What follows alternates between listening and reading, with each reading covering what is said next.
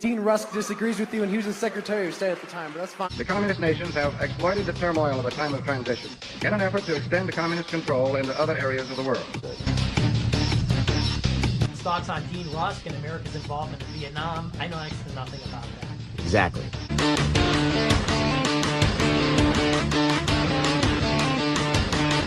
On February 18, 2009, less than 1 month after starting his job as Obama's U.S. Attorney General, Eric Holder delivered a speech to Justice Department employees marking Black History Month, in which he declared, "In things racial, we have always been, and we, I believe, continue to be, in too many ways, essentially a nation of cowards." Holder's words now seem more than a little ironic, for Holder has often used the Justice Department he leads to deepen America's racial divides. Under Holder, the Department of Justice is accused of systematically ignoring civil rights cases in which blacks are the alleged perpetrators, invoking Jim Crow in response to states' attempts to cut down on voter fraud, and suing the state of Arizona for overtly political purposes when the state attempted to enforce the nation's immigration laws. The new Black Panthers. After the 2008 election, the Bush Justice Department brought a case against 2 members of the new Black Panther Party who were videotaped in front of a Philadelphia polling place dressed in military-style uniforms and allegedly hurling racial slurs and threats while brandishing nightsticks. The Anti-Defamation League, Southern Poverty Law Center, and U.S. Commission on Civil Rights all consider the new Black Panthers to be a hate group, and the Philadelphia incident was a fairly straightforward case of voter intimidation. The Bush Justice Department filed suit against the new Black Panther Party, accusing it in a civil complaint of violating the Voting Rights Act. The Obama administration initially pursued the case, but then moved to dismiss the charges after the accused new Black Panther members agreed not to carry deadly weapons near polling places in 2012. J. Christian Adams, a former lawyer for the Justice Department, quit his job over the agency's failure to pursue the case further. And in testimony before the Commission on Civil Rights, Adams described the department's unwillingness to pursue cases involving black defendants as pervasive. By not pursuing the case, Holder was exhibiting the very cowardice he had just told the country to move beyond. Voting wrongs. The 1965 Voting Rights Act outlawed discriminatory voting practices that had been responsible for extensive disenfranchisement of black voters across the country. Today, voter disenfranchisement is almost non-existent. In fact, illegal voter registration and voting is a far greater problem. But Holder and the Obama administration have political reasons to revive fears of discrimination against minority voters. In a June 2012 speech, Holder told members of the Council of Black Churches that the sacred right to vote faced the same disparities, divisions, and problems that, nearly 5 decades ago, so many fought to address. He said, "In my travels across this country, I've heard a consistent drumbeat of concern from citizens who, often for the first time in their lives, now have reason to believe that we are failing to live up to one of our nation's most noble ideals, and that some of the achievements that defined the civil rights movement now hang in the balance." Holder referenced the words of Congressman John Lewis, a civil rights leader who in a 2011 speech on the House floor claimed that voting rights were under attack by a deliberate and systematic attempt to prevent millions of elderly voters, young voters, students, and minority and low-income voters from exercising their constitutional right to engage in the democratic process. Holder said not only was Lewis referring to the all-too-common deceptive practices we've been fighting for years, he was echoing more recent fears and frustrations about some of the state-level voting law changes we've seen this legislative season. Let me assure you, for today's Department of Justice, our commitment to strengthening and to fulfilling our nation's promise of equal opportunity and equal justice has never been stronger. Holder's purpose in speaking to the Council of Black Churches was clear. He was there to plead with black pastors to get their parishioners to the polls on Election Day. According to the Census Bureau, black voter registration is down 7% across the country. By invoking Jim Crow and the specter of civil rights violations, Holder was making his point crystal clear. Get your parishioners to vote for Barack Obama, where the gains of the civil rights movement could be revoked. The laws Holder alluded to as threatening voting rights are voter ID laws that have been passed in various states to make sure people are voting legally. Voter ID laws are enacted to prevent ballot box fraud. Such laws have been found by numerous courts not to be an undue burden under the Voting Rights Act and the Constitution. Supporters of the laws argue they will ensure that elections are fair and cut down on the potential for voter fraud. Some states have seen turnout among minorities rise after voter ID laws were passed. Georgia, for instance, began implementing a voter ID law in 2007 that required voters to show one of 6 forms of ID. According to data from Georgia Secretary of State Brian Kemp, the black vote increased by 42%, or 366,000 votes in 2008 over 2004. The Hispanic vote grew by 140%, or 25,000 votes in 2008, while the white vote increased by only 8% from 4 years earlier. The The black vote in Georgia also increased by 44.2% during the midterm congressional races of 2010 from 2006. The Hispanic vote rose by 66.5% in 2010 from 4 years earlier. These and other data suggest that voter ID laws discriminate only against those for whom it is illegal to vote in the first place. But Holder has made blocking voter ID laws a centerpiece of his tenure at the Department of Justice. South Carolina passed a law in 2011 that requires voters to display government-issued IDs at polling places. Under the 1965 Voting Rights Act, South Carolina is one of a number of states that are required to receive federal pre-clearance on voting changes to ensure that they don't hurt minorities' political power. The Justice Department rejected the law, arguing that it discriminated against minority voters. It was the first time the government had rejected a voter identification law in nearly 20 years. The Obama administration struck again in March 2012, blocking a Texas law requiring voters to show photo identification before they can vote. The administration asserted potential harm to Hispanic voters who don't have the necessary documents. The law required voters to show government-issued photo identification, such as a driver's license, passport, military identification card, birth certificate with a photo, or concealed handgun permit. Texas Republican Governor Rick Perry criticized the Obama administration's decision. The DOJ, Department of Justice, has no valid reason for rejecting this important law, which requires nothing more extensive than the type of photo identification necessary to receive a library card or board an airplane, he said in a statement. Texas Senator John Cornyn blasted the political calculation in the lawsuit. He said that the lawsuit reeks of politics and appears to be an effort by the Department of Justice to carry water for the president's re-election campaign. The Justice Department has also sued Florida, which is suing the federal government right back over the state's voter ID law. The left characterizes Florida's efforts to make sure all voters are legal as a campaign to purge Latinos from the voting rolls. But as Florida Senator Marco Rubio has said, I think there's the goal of ensuring that everyone who votes in Florida is qualified to vote. If you're not a citizen of the United States, you shouldn't be voting. That's the law. How does opposition to voter ID laws help President Obama?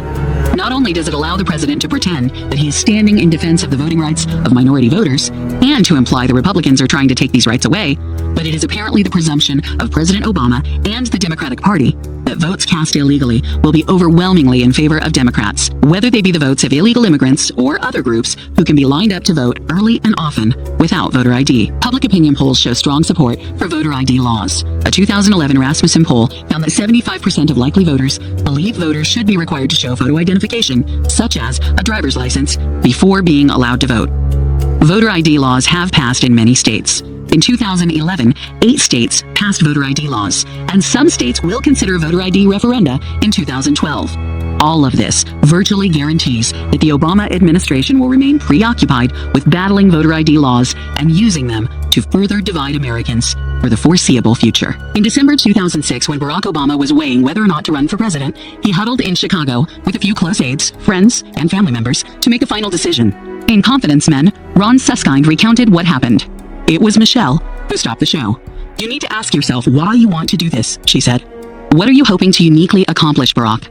Obama sat quietly for a moment while everyone waited to hear what he would say. This I know, Obama said. When I raise my hand and take that oath of office, I think the world will look at us differently.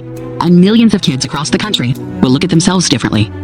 Obama understood from his own search for identity how America's struggle with race was part of a larger story, a quest for dignity and hope that defined countless lives across the globe. The notion that Obama would bring us together is the narrative that helped him become president of the United States. It was one that America embraced. How different the reality has been. The conventional wisdom holds that Obama shies away from talking about race and is uncomfortable viewing his presidency in racial terms. But make no mistake, race is at the heart of how Obama defines himself and his presidency. Obama and his allies view most issues through the prism of race. Very often, their cries of racism aren't fundamentally about race, however, but rather about exploiting society's most divisive issue to pander to narrow constituencies, smear opponents, or shut down debate. By framing many issues in racial terms, liberals like Obama avoid having to engage their opponents on the substance of debates they can't win. Race dominated Obama's early life. His first autobiography, Dreams from My Father, is subtitled A Story of Race and Inheritance. It describes Obama's inner struggle to reconcile the white and black worlds into which he was born and raised. The Obama of Dreams is hypersensitive to race and sees an unbridgeable gulf between whites and blacks, a perception that forces him to choose between his white and black identities. The memoir makes it clear that, after a period of uncertainty about his mixed racial identity, Obama decided to craft a black identity for himself. But Obama never seems to be able to fully reconcile his understanding of race with his circumstances.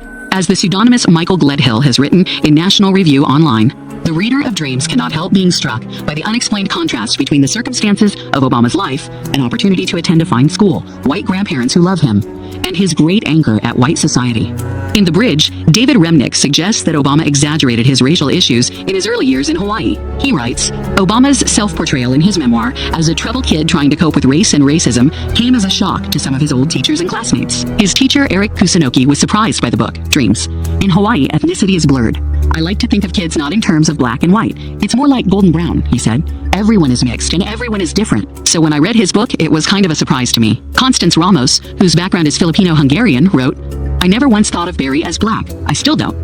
She said she felt betrayed by Obama's angst-ridden self-portrayal. That wasn't the only time Obama may have distorted his experiences with race. Obama has talked about coming across a photograph in Life magazine of a black man who had used a chemical treatment to whiten his complexion, an experience that Obama wrote was like an ambush on his sensibilities and innocence.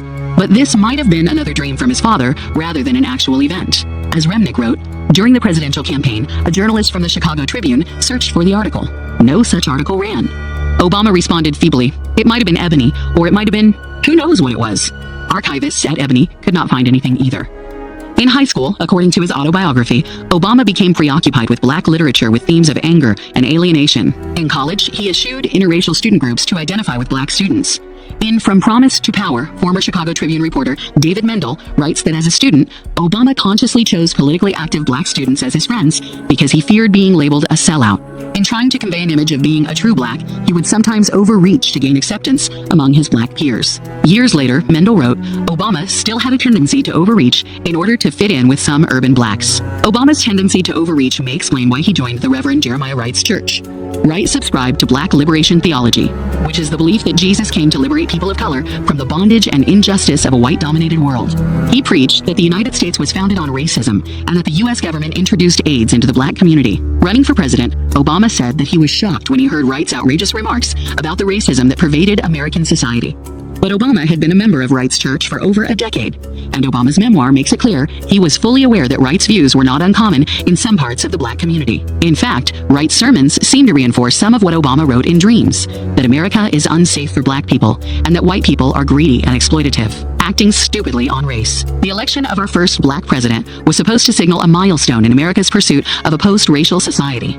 Part of the hope and change millions of voters expected involved racial reconciliation. After all, Obama sprang from nowhere with that thrilling 2004 convention speech, proclaiming that there is not a black America, and white America, and Latino America, and Asian America. There's the United States of America. Interviewed in the wake of Obama's 2008 victory, Martin Luther King III predicted, race relations clearly will be advanced because of President-elect Obama.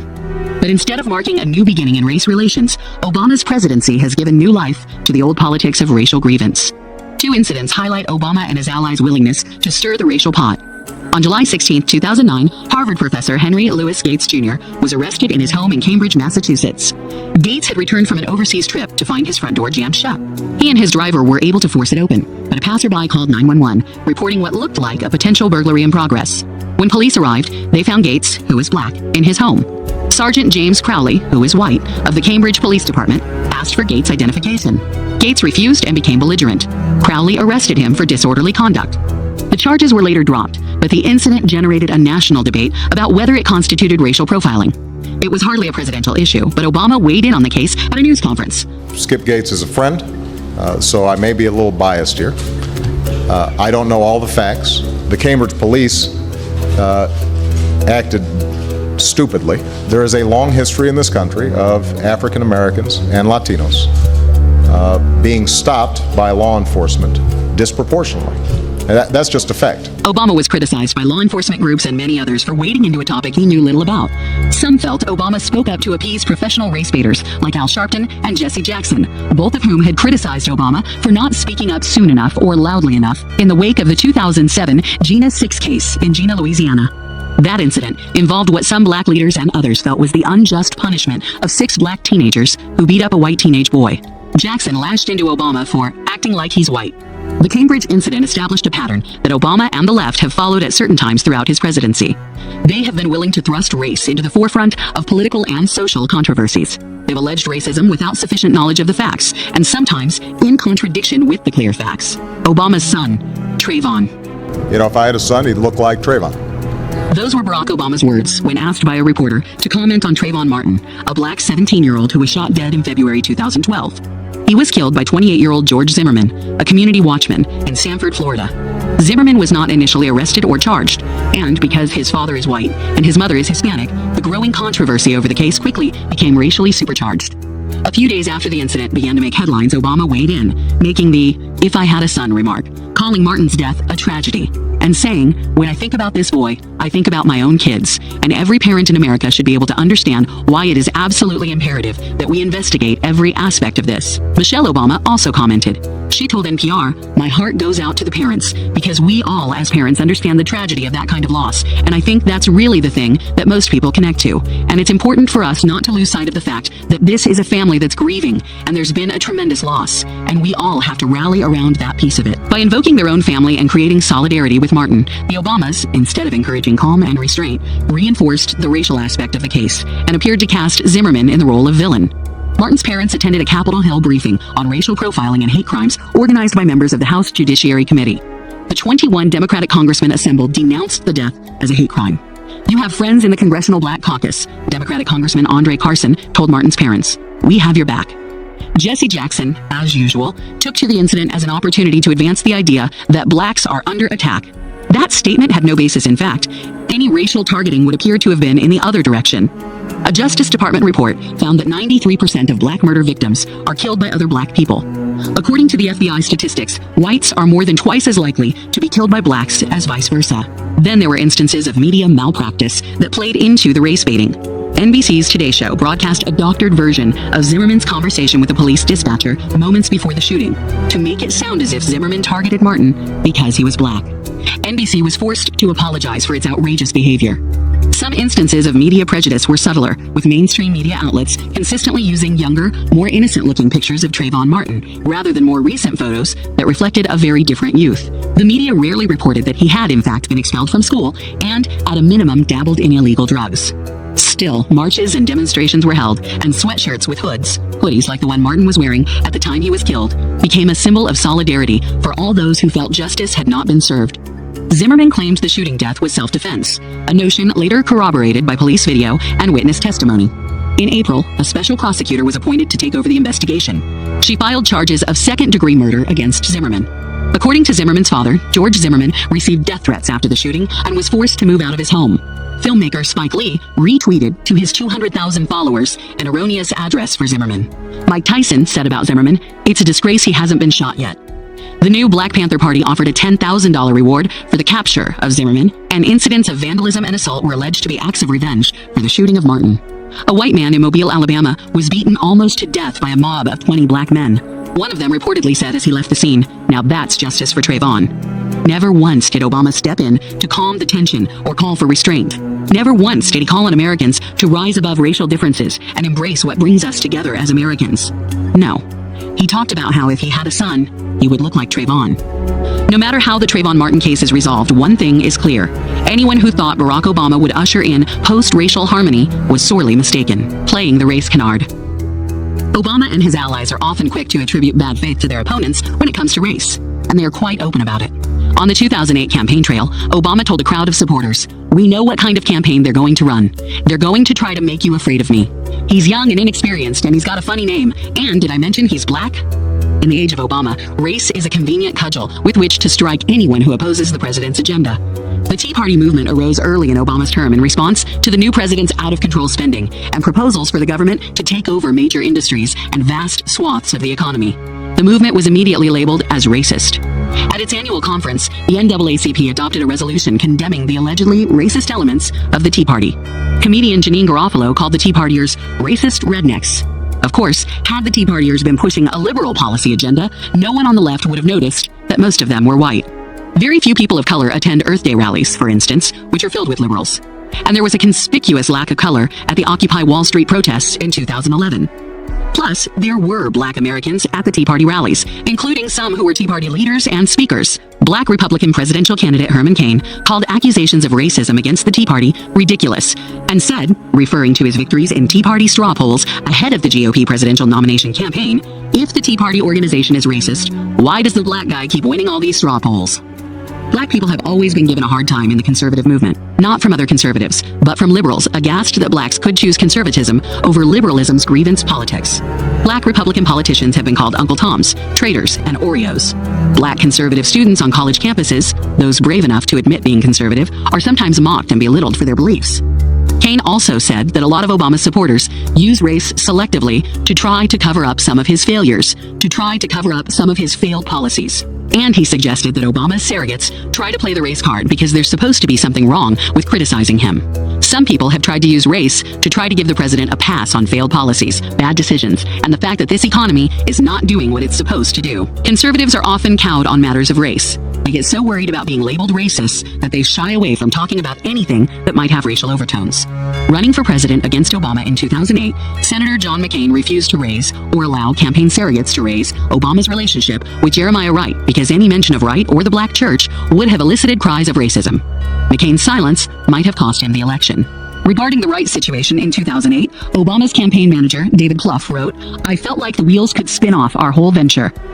But Republican reticence ensured that didn't occur. On college campuses in 2008, conservative students were at a loss for how to mount effective opposition to the first serious black presidential candidate. When they attempted to criticize his leftist ideology, they were labeled racist. It worked. Obama secured the overwhelming support of college students with little opposition. Something similar happened in 2009 when President Obama nominated Sonia Sotomayor to replace retiring Justice David Souter on the U.S. Supreme Court. Given the Democrats' record of attacking Republican presidents' court nominees, it would have been reasonable for Republicans to scrutinize closely Sotomayor's history as a jurist.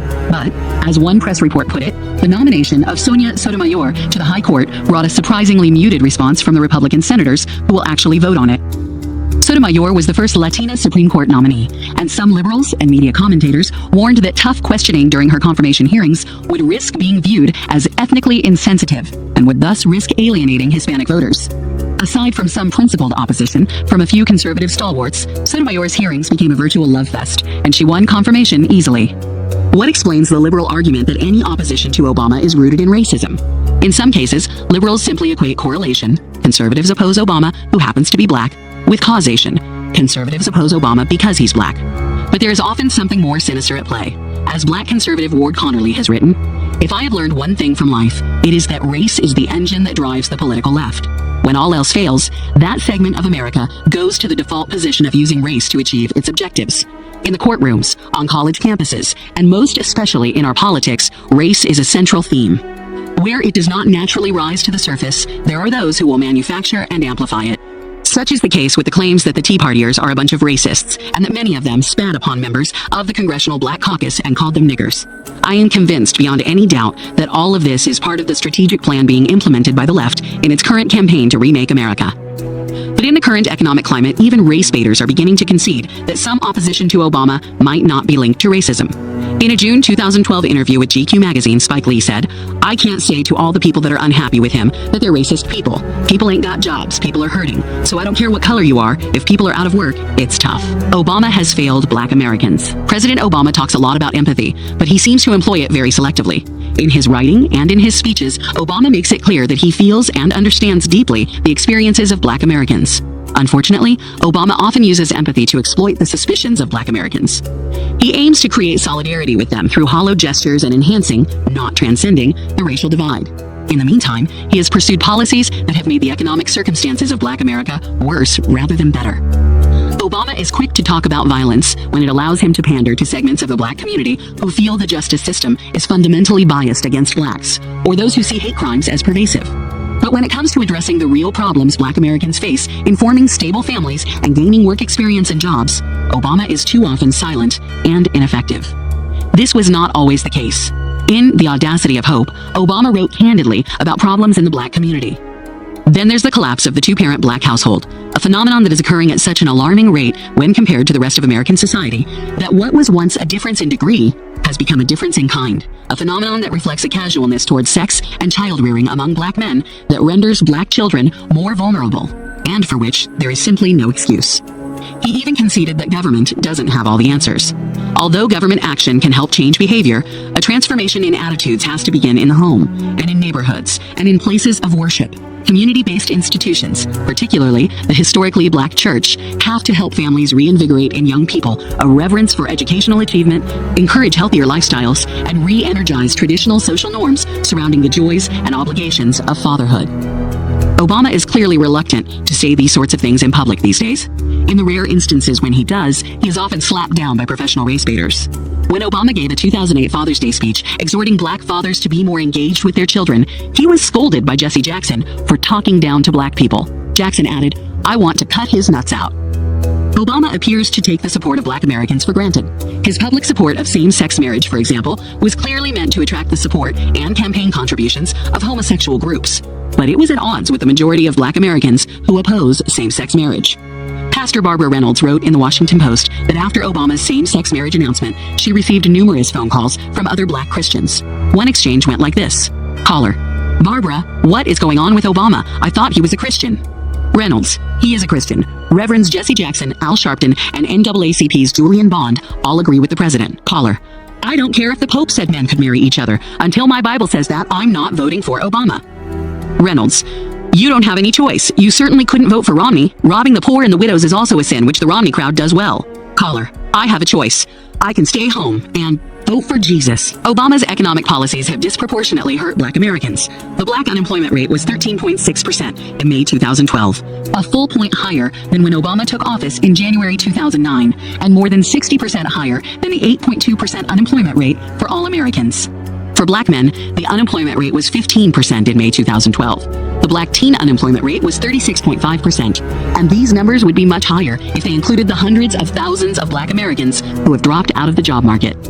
This devastation has not gone unnoticed. Throughout Obama's term, the Congressional Black Caucus has been warning Obama that black voters are frustrated with his economic policies and the impact they are having on the black community.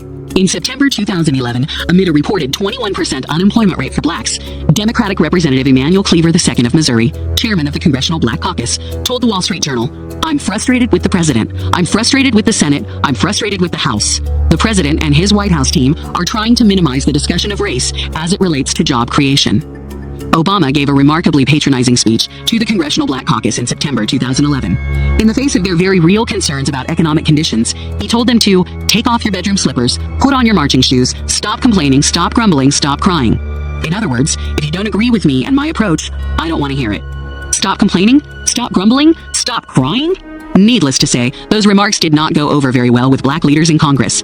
Democratic Representative Maxine Waters of California quipped, "I've never owned a pair of bedroom slippers."